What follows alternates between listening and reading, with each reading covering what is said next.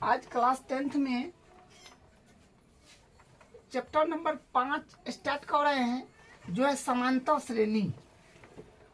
ठीक है, और समांतर श्रेणी का पहला प्रश्नावली है 5.1। इसमें अपने को परिचय पढ़ना है। ठीक है, मतलब समांतर श्रेणी क्या होता है, उसमें क्या चीज सब होता है, उसके बारे में बेसिक कहिए उसको, मतलब वो परिचय हम लोग जानेंगे। ठीक है, देखिए हम यहाँ पर 5 एग्जाम्पल लिए हैं। तो इस एग्जाम्पल में देखिए क्या किया गया है। यहाँ पर 2 के बाद 6 है, 6 के बाद 18 है, 18 के बाद 54 है, और 54 के बाद 162 है। तो इसमें मतलब कहने का मतलब है कि हम 5 एग्जाम्पल लिए हैं, तो पांचों एग्जाम्पल में ये संख्या का एक पैटर्न है। मतलब ये संख्या सीरीज में लिखा हुआ है, कुछ पैटर्न में लिखा हुआ है। पैटर्न का मतलब ये होता है कि आप अगला वाला संख्या बोल सकते हैं कि अगला क्या, मतलब इसके आगे क्या आएगा। ठीक है, अगला संख्या आप बता सकते हैं। कैसे? तो देखिए 2 में 3 से गुना करके 6 लाया गया है, 6 में 3 से गुना करके 18 लाया गया है, 18 में 3 से गुना करके 54 लाया गया है, 54 में 3 से गुना करके 162 लाया गया है। तो आप अगला वाला पद पूछेंगे तो आप बता सकते हैं, क्योंकि इसमें 3 से गुना करेंगे जो आएगा वो होगा। उससे और अगला वाला पूछेंगे तो आप बता सकते हैं कि उसमें यहाँ पर जो आएगा 3 से गुना करने पर, उसमें फिर 3 से गुना करेंगे तो वो आ जाएगा।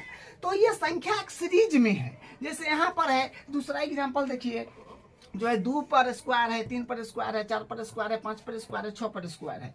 तो आप अगला वाला बता सकते हैं कि सर अगला क्या होगा, 7 का स्क्वायर होगा, फिर 8 का स्क्वायर होगा। ये आप क्या कर सकते हैं, बता सकते हैं। ठीक है, तो संख्या एक पैटर्न में है, एक सीरीज में चल रहा है। ठीक है, इसलिए आप बता पा रहे हैं। जैसे तीसरा देखिए, यहाँ पर 1 का क्यू है, 2 का क्यू है, 3 का क्यू है, 4 का क्यू है, 5 का क्यू है। तो आप अगला बता सकते हैं कि अगला होगा सर 6 का क्यू, अगला जो होगा 6 का क्यू, फिर 7 का क्यू, चलते जाएगा।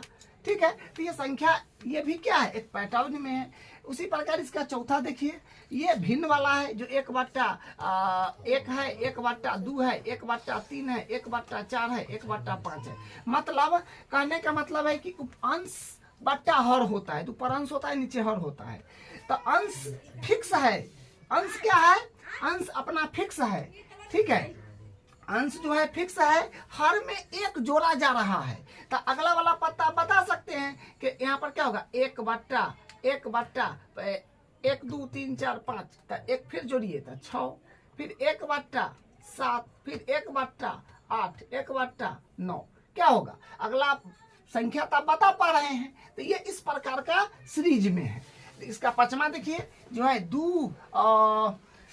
2 में 3 जोड़ रहे हैं तो 5 आ रहा है, 5 में 3 जोड़ रहे हैं तो 8 आ रहा है, 8 में 3 जोड़ रहे हैं तो 11 आ रहा है, और 11 में फिर 3 जोड़ रहे हैं तो 14 आ रहा है। फिर 14 में 3 जोड़िएगा तो अगला मिल जाएगा, जो क्या होगा 17 होगा। फिर ए में 3 जोड़िएगा तो फिर मिल जाएगा, जो क्या होगा 21 होगा। क्या, तो अगला वाला संख्या आप बता पा रहे हैं। ये सब संख्या का क्या है, एक सीरीज है। ऐसे तो हजारों लाखों अनंत होगा, अनंत कहिए, इस प्रकार का सीरीज तो अनंत बना सकते हैं ना, क्योंकि संख्या का अपने पास कोई कमी थोड़ी है, संख्या का कमी नहीं है अपने पास।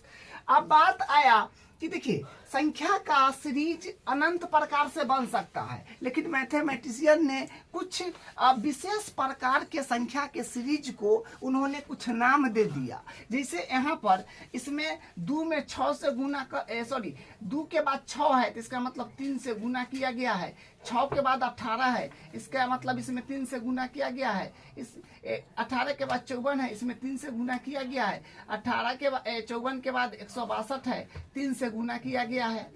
तो ये क्या है, गुना करके एक निश्चित संख्या से पिछले वाले पद में गुना करके अगले वाले पद को प्राप्त किया गया है। गुना करके एक निश्चित संख्या, तो आप अगला बता सकते हैं आराम से। लेकिन किसी भी संख्या को हम हर एक पिछले वाले पद में किसी निश्चित संख्या से गुना करके अगर हम अगला वाला पद लाते हैं तो उसको हम लोग बोलेंगे, मैथमेटिशियन ने बोल दिया कि उसको बोलेंगे गुणोत्तर श्रेणी।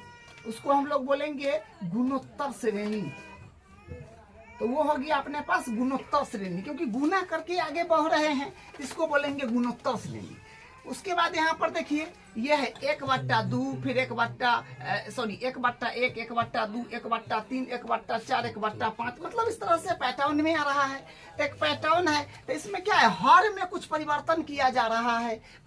परिवर्तन वही है कि एक जोड़ रहा है हर में, तो हर में क्या हो रहा है, एक जुड़ रहा है, तो एक में एक जुड़ा तो 2 आ गया, फिर 2 में एक जुड़ रहा है तो 3 आ रहा है, फिर 3 में एक जुड़ रहा है तो 4 आ रहा है, फिर 4 में एक जोड़ रहा है तो 5 आ रहा है। इस तरह से आगे बढ़ा है।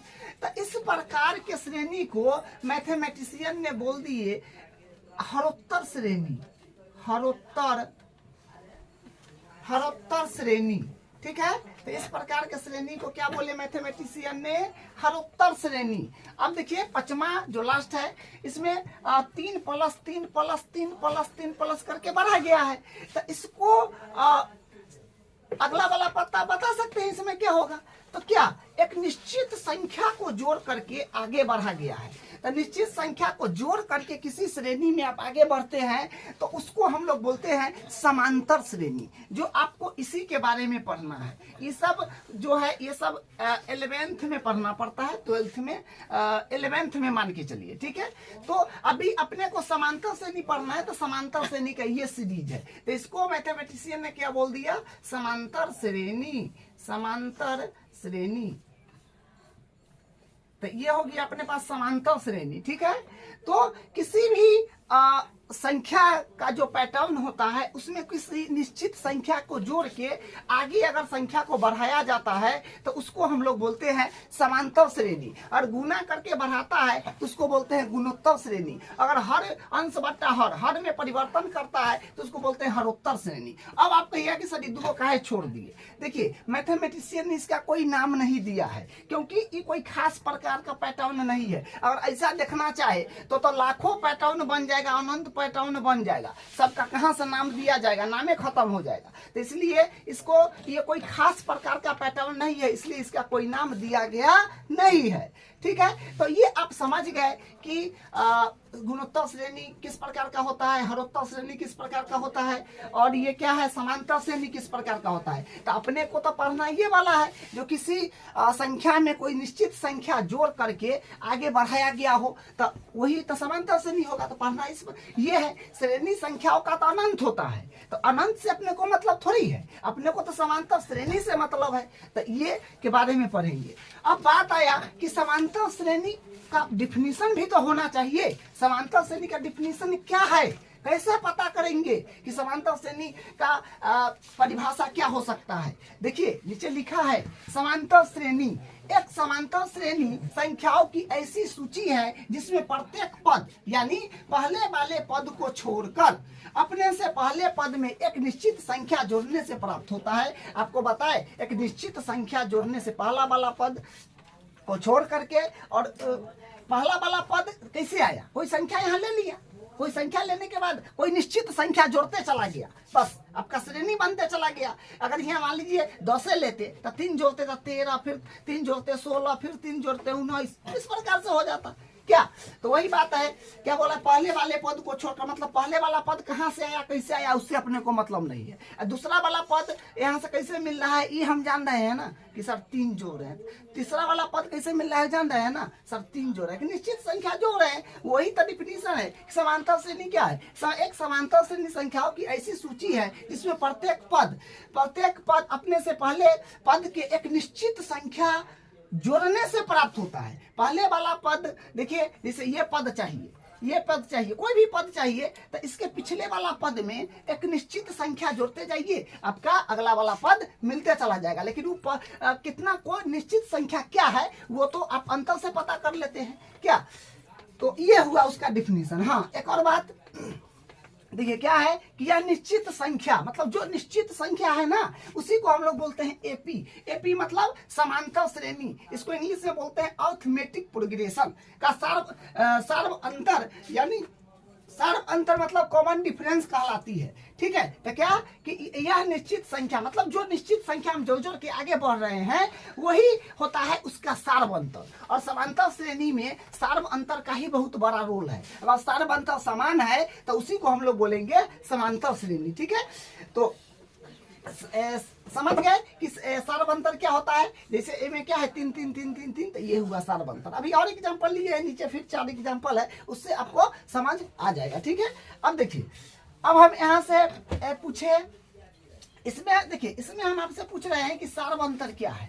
सार्वंतर का मतलब डिफरेंस क्या है, दो क्रमागत पद में डिफरेंस क्या है। और मान लीजिए हमेशा दो क्रमागत पद लीजिएगा कहीं से भी, और क्या बोलते हैं, बाद वाला पद में से पिछले वाला पद को घटाइएगा। संख्या बढ़ रहे या छूट रहे उससे अपने को मतलब नहीं है। तो यानी 12 में से अगर आप 15 को घटाएंगे, यहाँ पर अगर 12 में से आप 15 को घटाएंगे तो क्या होगा, 12 में से 15 को आप घटा रहे हैं तो माइनस के 3 आ रहा है। उसी प्रकार 9 में से अगर आप 12 को घटा रहे हैं तो भी माइनस का 3 आ रहा है। और 6 में से 3 को 6 में से 9 को घटा रहे हैं, 6 में से 9 को घटा रहे हैं तो भी माइनस का 3 आ रहा है। 3 में से अगर 6 को घटा रहे हैं तो भी माइनस का 3 आ रहा है।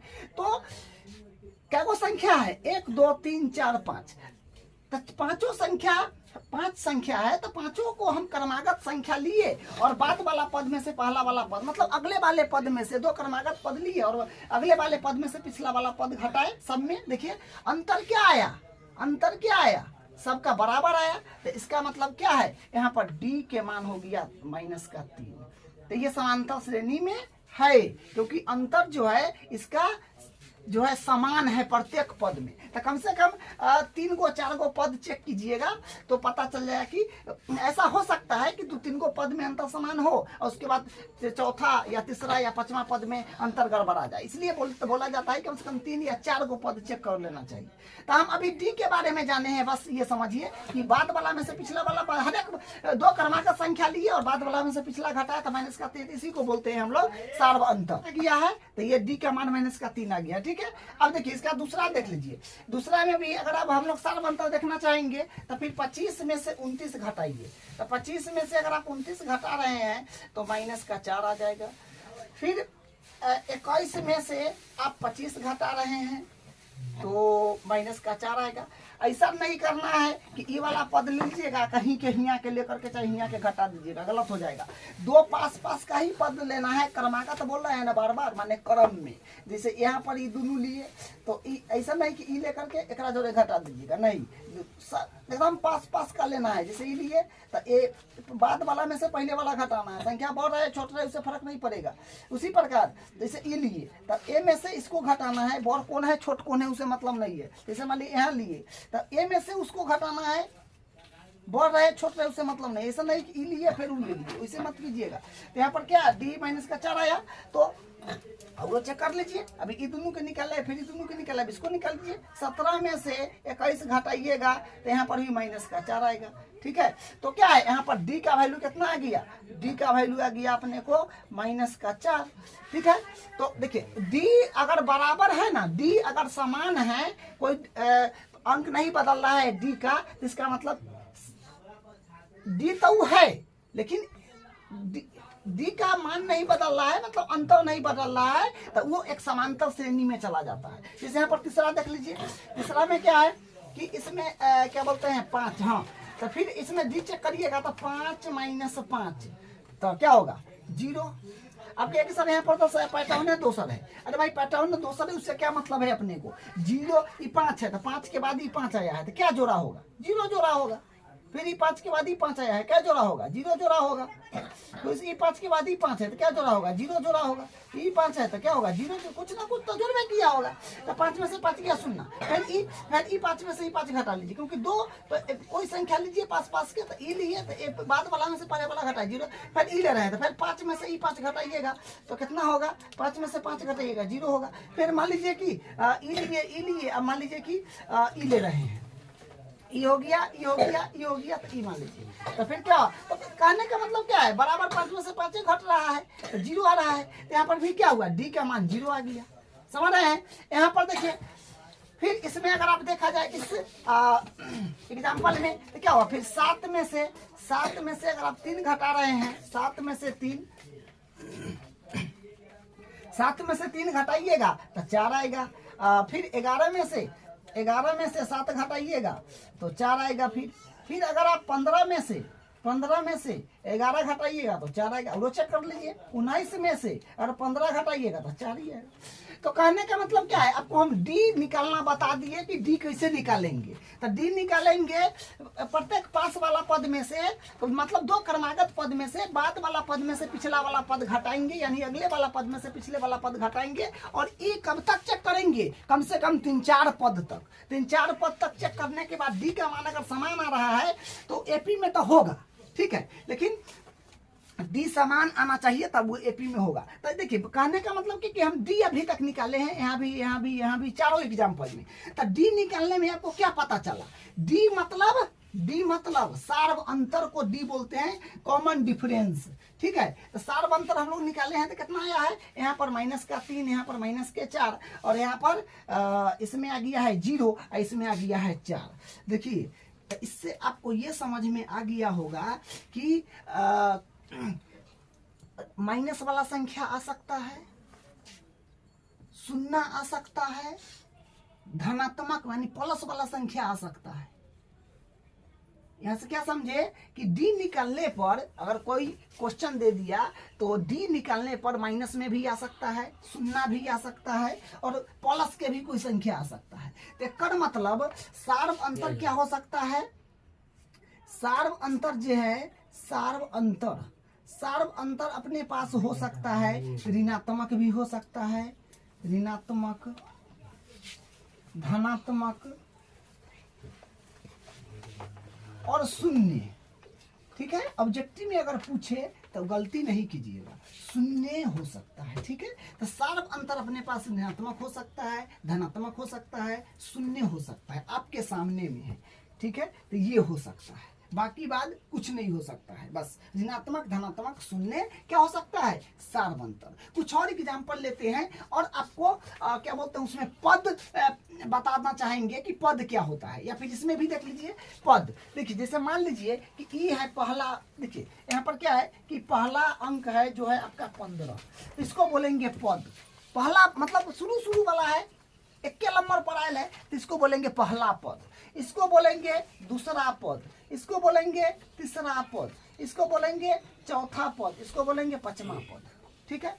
तो उसी प्रकार ये होगी आपका पहला पद, ये होगी आपका दूसरा पद, ये होगी आपका तीसरा पद, ये होगी आपका चौथा पद, ठीक है। हम आपसे पूछ दिए, चलिए कि बताइए भाई पहला पद क्या है, पहला पद क्या है, तो आप कहेंगे सर 15, हाँ ठीक है।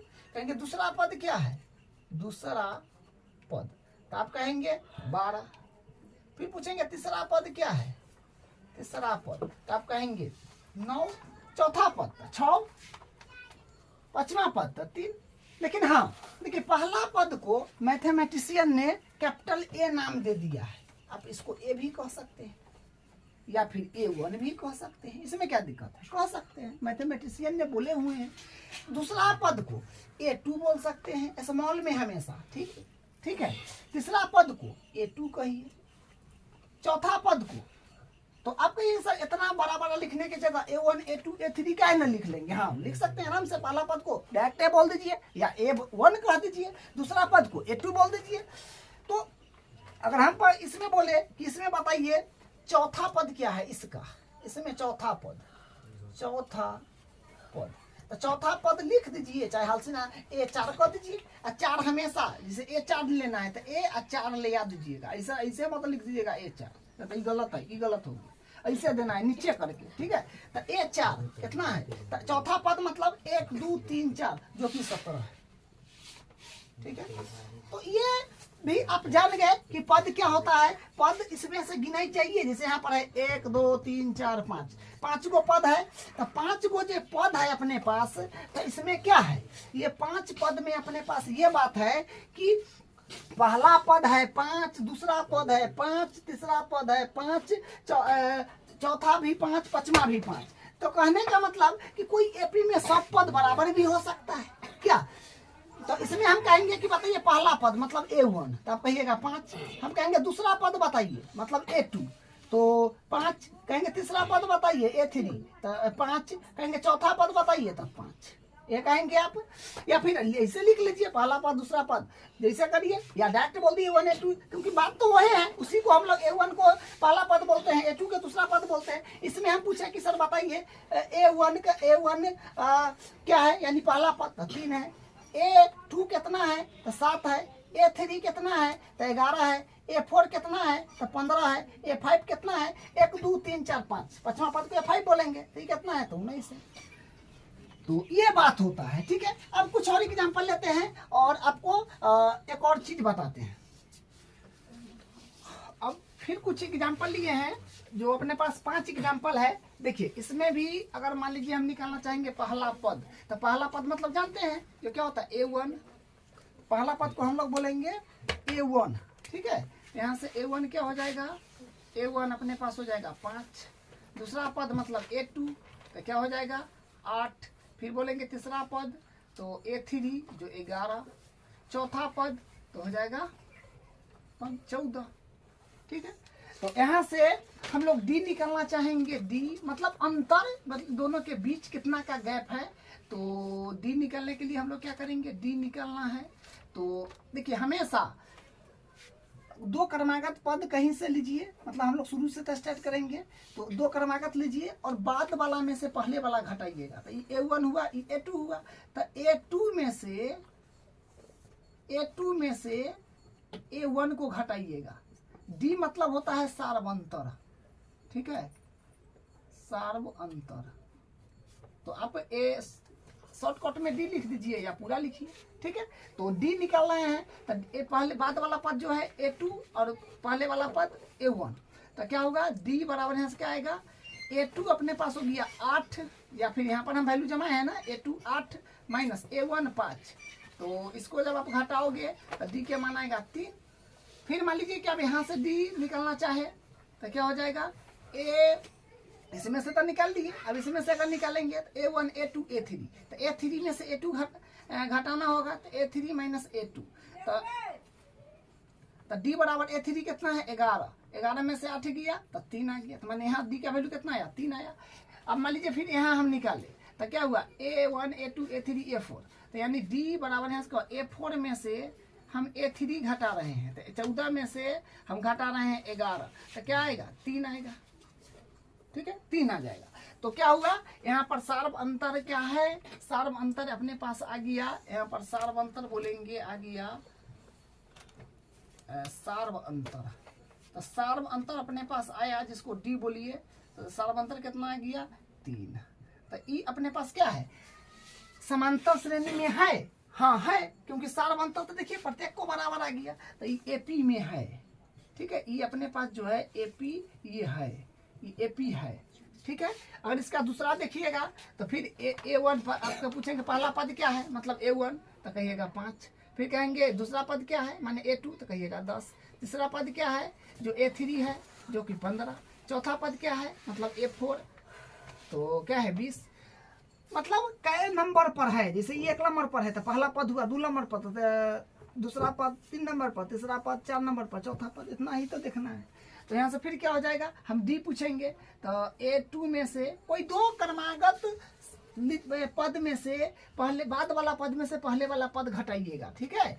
तो 10 में से मतलब D निकालना है, तो ये हुआ A1 ये हुआ A2, तो A2 में से A1 घटाएंगे तो होएगा 10 माइनस 5 बराबर 5, फिर यहाँ पर D के मान 5 आ गया, फिर D निकालेंगे अगर यहाँ पर तो क्या होगा A1 A2 A3, तो A3 में से A2 घटाएंगे, तो A3 में से A2 अगर हम घटा रहे हैं तो A3 15 और A2 10, तो फिर 5 आ गया। फिर D निकाल रहे हैं यहाँ से तो मतलब A1 A2 A3 A4, तो मतलब A4 में से हम A3 घटा रहे हैं तो क्या आएगा 20 माइनस 15 यानी 5। तो यहाँ पर क्या आया सार्व अंतर, क्या आया यहाँ पे, यहाँ पर भी सार्व अंतर अपने पास आ गया, जो D होता है ये भी 5 आ गया। तो क्या है अपने पास AP में तो है, ये AP में है, ठीक है, सार्व अंतर समान है तो AP में है। बस आप यहाँ पर ये ध्यान रखिएगा कि कोई 2 क्रमागत पद में से बाद वाला में से ही पिछला घटाइएगा, ऐसा नहीं कि E ले लिए तो E में से घटा दिए, E ले लिए तो A में से घटा दीजिए या A में से, ऐसा नहीं करना है, क्रमागत में ही लेना है, ठीक है। तीसरा में देखिए अगर हम फिर पूछेंगे इसका पहला पद माने A1 तो आप कहिएगा 10, कहेंगे दूसरा पद माने A2, दूसरा पद माने A2 तो क्या होगा 6। फिर तीसरा पद मतलब A3 तो 2। फिर कहेंगे चौथा पद तो ये हो जाएगा चौथा पद, इसमें क्या होगा A4 मतलब A4 1 2 3 4 4 नंबर पर है तो माइनस का 2, और A5 तो माइनस का 6। ठीक है, तो माइनस में भी हो सकता है, उसके लिए आपको कोई सोचने की बात नहीं है। तो यहाँ से फिर हम D निकालेंगे तो क्या होगा, इसमें से E मतलब ये दोनों के ले रहे हैं, ये दोनों क्रमागत को, तो A2 में से A1 घटाना है तो A2 minus A1, A2 minus A1 तो मतलब 6 माइनस 10 तो माइनस के 4 आएगा, D के माने यहाँ 4 आ गया। फिर D निकालेंगे तो E अब इसमें से निकालेंगे तो क्या है A1 A2 A3, तो A3 में से A2 घटाएंगे तो मतलब 2 में से 6 घटाएंगे तो माइनस का 4। फिर D अगर मान लीजिए यहाँ से निकालना चाहे तो ये क्या है 1 2 3 4 चौथा पद तक आ गए हैं, तो चौथा पद में से तीसरा पद घटाना पड़ेगा। चौथा पद मतलब A4 और तीसरा पद मतलब A3, तो 2 माइनस के 2 है और घटा रहे हैं तो घटाओ, ये कितना है 2, तो माइनस माइनस प्लस तो माइनस में 4 आ जाएगा, तो यहाँ पर भी बात बराबर है। फिर यहाँ से D निकालेंगे इसमें तो क्या है 1 2 3 4 5 पांचवा पद है, ये जो है पांचवा पद है, तो पांचवा पद में से चौथा पद घटा देंगे तो मतलब A5 माइनस A4, तो A5 है अपने पास माइनस का 6 और ये माइनस है तो माइनस, और A4 जो है आपका माइनस का 2 तो माइनस माइनस प्लस हो जाएगा, तो माइनस में फिर 4 आएगा। तो यहाँ पर भी क्या देखे कि सार्व अंतर जो है, सार्व अंतर ये क्या है, यानी D ये है माइनस का 4, मतलब बराबर है ना, बराबर है तो क्या है ये भी AP है, ये क्या है AP जो है। ठीक है, आपको इसमें इतना बेसिक करा दिए हैं कि आपसे एक क्वेश्चन नहीं बचेगा, सारा बन जाएगा। ठीक है, अब देखिए इसमें चौथा है, चौथा में फिर देख लीजिए, हम फिर कहेंगे कि पहला पद बोलिए मतलब A1 तो कहिएगा 1, फिर कहेंगे A2 बोलिए तो कहिएगा 2/3, फिर कहेंगे A2 ना, फिर कहेंगे A3 बोलिए तो कहिएगा 1 2 3 तीसरा पद 2, फिर कहेंगे A4 बोलिए तो A4 कितना है, A4 अपने पास हो जाएगा 5/2, A5 जो है 3। ठीक है, तो देखिए अब इसमें D निकाल लेते हैं, तो D निकालेंगे यहाँ से तो क्या हो जाएगा, तो D होगा A1 2, तो दूसरा पद में से पहला पद घटाइएगा तो A2 माइनस A1, तो A2 कितना है 2/3 माइनस है तो माइनस A1 कितना है 1 1 मान के एलसीएम लीजिए क्या आ रहा है, तो यहाँ से मिलेगा 1 3 कैल्शियम तो 3 आएगा, तो 2 माइनस 3 तो यानी आ जाएगा माइनस का 1/3। ठीक है, उसी प्रकार फिर इसमें D अगर निकालिएगा तो क्या हो जाएगा 1 2 3 तीसरा पद पर पहुंचे हैं, तो तीसरा पद में से दूसरा पद घटाइएगा तो A3 माइनस A1, तो यानी 2 माइनस A1 है 2/3, फिर इसको 1 मान के एलसीएम अगर करिएगा तो 3 आएगा लघुत्तम, तो 1 3 3 6 माइनस 6 और 2 तो कितना आ जाएगा 2, 6 में से 2 गया तो 4/3, मतलब यहाँ पर कुछ गलती हुआ है 1 2 तो मतलब ठीक है 3। देखिए यहाँ पर जो है, यहाँ पर देखिए इसमें किए तो माइनस का 1/3 आया, इसमें किए तो 4/3 आया। ठीक है, तो ये जो है यहाँ पर ये बस दुइयों को में पता चल गया अपने को कि यहाँ पर क्या है सार्व अंतर समान नहीं है, सार्व अंतर जो है ये समान नहीं ना है, समान नहीं है, तो सर्वे अंतर समान नहीं है, अलग अलग भाग रहा है, तो ये एपी नहीं होगा, तो ये जो है अपना एपी नहीं होगा। ठीक है, एपी जो है ये नहीं होगा, तो आपको क्या करना है प्रत्येक 2 क्रमागत पद लेना है और अगले वाला पद में से पिछले वाला पद को घटा के चेक करना है। ठीक है, एक और एग्जाम्पल यहाँ पढ़े देखिए इसको, तो फिर यहाँ पर कहेंगे पहला पद क्या है, तो पहला पद मतलब A1 जो कि √2 है, फिर दूसरा पद जो A2 जो 4√2 है, और उसके बाद फिर कहेंगे तीसरा पद जो A3 7√2 है, फिर कहेंगे चौथा पद A4 जो है 10√2। ठीक है, तो यहाँ से ये अपना पद लिख लिए। अब देखिए अगर मान लीजिए कि सर्वंतर निकाले तो क्या होगा D जिसको बोलते हैं, तो यहाँ से क्या हो जाएगा D बराबर हो जाएगा अपने पास A2 में से A1 घटाएंगे तो क्या आ जाएगा 4√2 है, और में से √2 घटाइएगा। हाँ, तो 4√2 1 बार √2, तो √2 में से 1 बार √2 घटाइएगा तो 3√2 आएगा डी का वैल्यू। ठीक है, फिर इसमें से अगर निकालिएगा आप तो क्या होगा, A3 में से A2 घटाइएगा तो A3 है 7√2, इसमें से घटाइएगा तो 4√2, तो यानी यहाँ पर भी आपका 7√2 में से 4√2 जाएगा तो 3√2 बचेगा। फिर अगर इसमें से आप चेक करिएगा इसमें तो फिर हो जाएगा मतलब चौथा पद में से तीसरा पद फिर घटाइए तो यहाँ पर क्या आ जाएगा 10√2 में से फिर 7√2 घटाइएगा तो यहाँ पर 3 फिर 2 ये आएगा। तो मतलब सार्व अंतर क्या है, समान है। सार्व अंतर जो है, सार्व अंतर ये क्या है, समान है। तो समान है तो हम क्या कह सकते हैं, ये AP है। ठीक है, देखिए कहने का मतलब है कि एक और बात यहाँ पर देख लीजिए, जैसे मान लीजिए कि यहाँ पर 5 है। ठीक है, तो 5 में हम माइनस का 2 जोड़ रहे हैं, तो इसका मतलब ये हुआ कि 5 में से इसको फिर लिखिएगा तो प्लस माइनस करके तब माइनस हुआ, तो 5 में हम माइनस का 2 जोड़े हैं।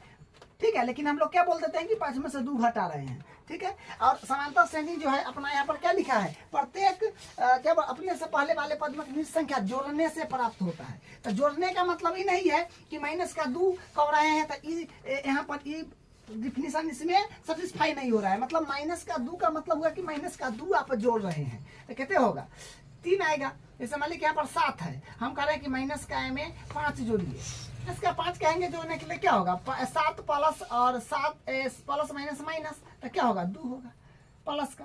तो इस तरह से ये माइनस होगा तो उससे आप नहीं घबराइएगा, क्योंकि माइनस करना है मतलब माइनस का अंक हम जोड़ रहे हैं इसलिए माइनस हो जा रहा है, बात ये है।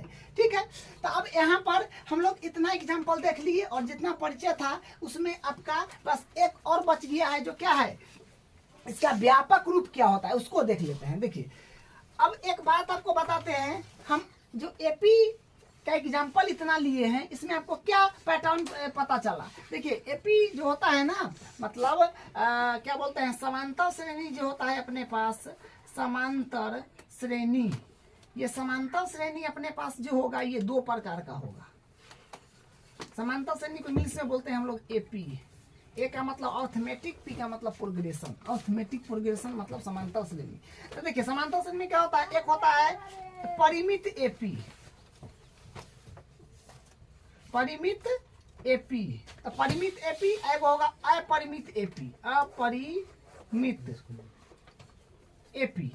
ठीक है, एक हो जाएगा परिमित AP, एक होगा अपरिमित AP। अब सर ये फिर कहाँ से आ गई, देखिए भाई समांतर श्रेणी 2 प्रकार का होता है, एक होता है परिमित AP, एक होता है अपरिमित AP। परिमित AP क्या होता है, अपरिमित AP क्या होता है, देखिए बहुत आसान बात है। परिमित AP का मतलब होता है कि ये भी अपना एक समांतर श्रेणी का एग्जांपल है, ये भी है, ये भी है, ये भी है और नीचे भी 4 है। तो परिमित AP का मतलब ये होता है कि इसमें पद फिक्स है, 5, 8, 11, 14 डॉट डॉट नहीं ना मारा हुआ है, मतलब इतना ही पद है इसमें फिक्स है, तो ये होगी आपका परिमित AP। दूसरा में देखिए 5, 10, 15, 20 डॉट डॉट नहीं मारा हुआ है, मतलब इतना ही पद है, इसमें 4 पद तक है, फिक्स पद है, तो इसका मतलब परिमित हो गया। इसको देखिए 10, 6, 2 - 6, ये क्या है, ये भी परिमित AP है, डॉट डॉट नहीं मारा हुआ है, मतलब इतना ही तक है, ये फिक्स पद है तो परिमित हो गया। यहाँ पर देखिए ये देखिए डॉट डॉट मार करके आगे बढ़ाया गया है, डॉट डॉट मार के आगे बढ़ाया गया तो ये हुआ अपरिमित AP। यहाँ पर देख लीजिए यहाँ पर डॉट नहीं माना गया है, इसमें भी डॉट नहीं माना गया, इसमें भी नहीं माना गया है। और कोई एग्जाम्पल आप ले लीजिए, जैसे मान लीजिए यहाँ पर हम ले लेते हैं क्या बोलते हैं 2, 4, 6, 8 डॉट डॉट मार दिए ना, तो समझिए कि होगी आपका अपरिमित AP। डॉट नहीं लगल रहना चाहिए तो परिमित, डॉट लग गया मतलब पद का पता नहीं है, बहुत दूर तक जाएगा, इसलिए अपरिमित। ठीक है, अब देखिए एक और बात हम लोग बात कर लेते हैं, समांतर श्रेणी का व्यापक रूप क्या होता है। समांतर श्रेणी का व्यापक रूप जो ये आपका इंपोर्टेंट है, समांतर श्रेणी का व्यापक रूप जनरल फॉर्म क्या होता है। समांतर श्रेणी, समांतर श्रेणी का व्यापक रूप, रूप मतलब इसको बोलते हैं जनरल पद। ठीक है इंग्लिश में।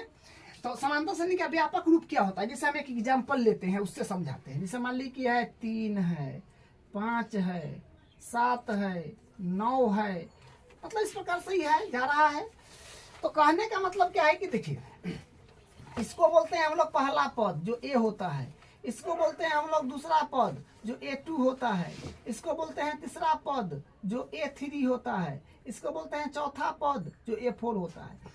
तो कहने का मतलब ई क्या है, पहला पद है, तो पहला पद मतलब A1 जो 3 है।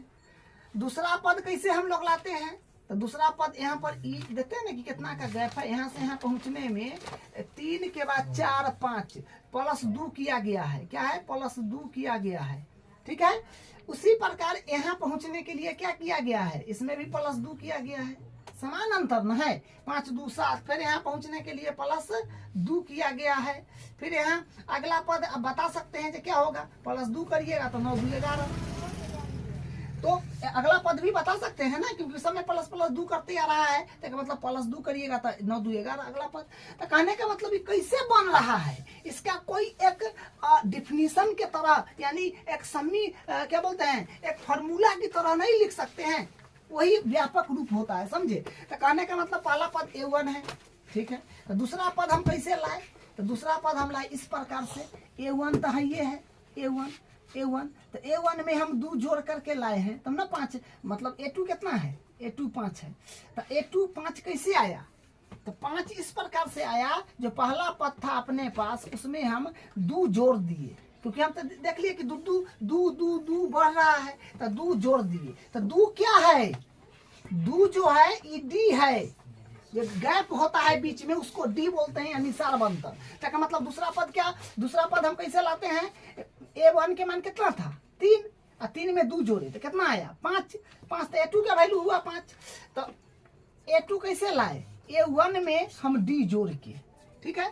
तो पहला पद तो डी रह गया, दूसरा पद हम लाए ए में डी जोड़ दिए। फिर तीसरा पद हम कैसे लाएंगे, तीसरा पद मतलब A3 डायरेक्ट कैसे लाएंगे, तो A3 देखिए, A3 हम लोग कैसे लाएंगे, तो A3 में देखिए यहाँ पर का एगो A2 लाने के लिए क्या किए थे, एगो डी जोड़े थे। तो A3 फिर लाने के लिए यहाँ पर का एगो और डी जोड़ाएगा, यहाँ पर ई जो है अंतर 2, तो एगो डी यहाँ पर जोड़े। फिर यहाँ पर जाने के लिए एक और डी जोड़ेंगे, तो क्या हुआ A3 लाने के लिए 2 बार डी जोड़ेंगे, A1 में डी प्लस फिर एक और डी जोड़ेंगे, तो मतलब A3 कैसे आया, A प्लस A1 बोलिए, चाहे डायरेक्ट A बोल दीजिए ना, A plus 2D, 2 bar D जोड़े।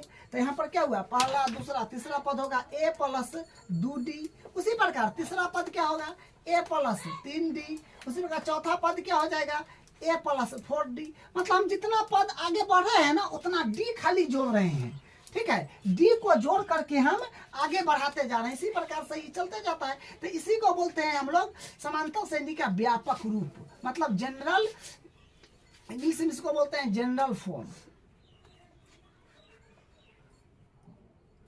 जनरल फॉर्म, ठीक है। तो यही होता है ये समांतर श्रेणी का जनरल फॉर्म, ठीक है। तो अब आप क्वेश्चन सब जो करिएगा तो क्वेश्चन आपको करने में आसान भी लगेगा और क्वेश्चन सारा बन जाएगा, क्योंकि प्रश्नावली 5.1 में एग्जाम्पल और जितना एग्जाम्पल है और प्रश्न है वो सब इसी पर डिपेंड था, जो करना था वो आपको बेसिक में कंप्लीट हो गया है, ठीक है। तो ये आज का क्लास था।